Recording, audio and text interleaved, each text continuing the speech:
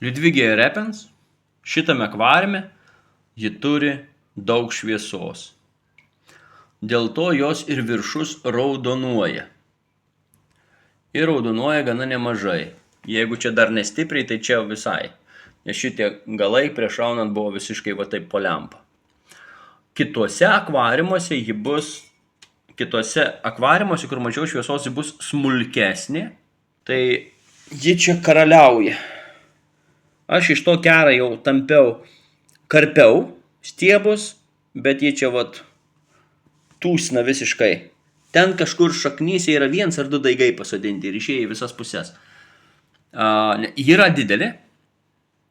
Kuo ji yra faina, ji yra ilga, tinka dideliam akvariumui, bet mažiukoje akvariumui, kai karpai ir sutankėja, irgi neblogai.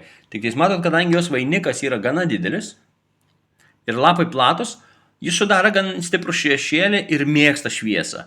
Jau jeigu Pugostemono valesnerija gali sodinti belenkur, tai Liudvigija mėgsta šviesą, o jos apačia yra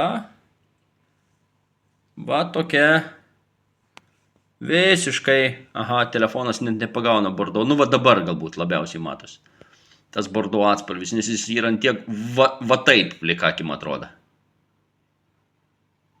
Paprastas augalas, paprastas. Bet man tirpdavo, kai aš pildavau tiesiai vandentiekio vandenį, man jis sugebėdavo nutirpti.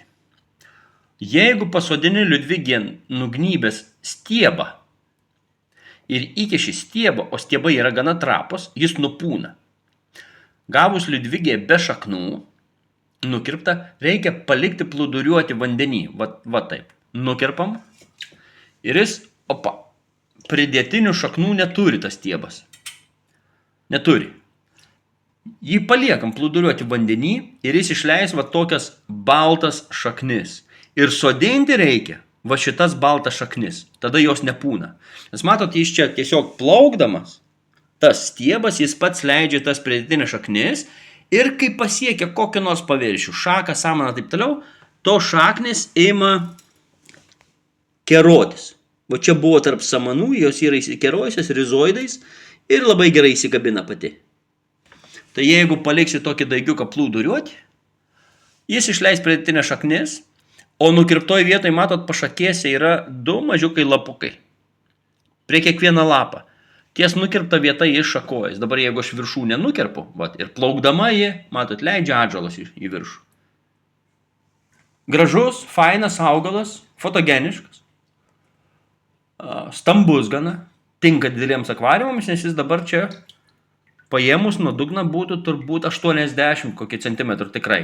Bet jo negalima pačioj susadinti labai tangiai, nes liks stagarai, nes už to šešėlį. Jos va taip stiebus ir reikia sodinti tokiu per pusę sprindžią, per vainiką plotą. Per vainiką plotą turi būti stiebus nuo stiebą. Bet kitam akvariumiuką, kur buvo balkonė, kur mažai šviesos, tai yra maža, smulki, kol nepasieks viršaus. Ir kai jie smulkę pasiimi, svarbiausia reikia nesutankinti.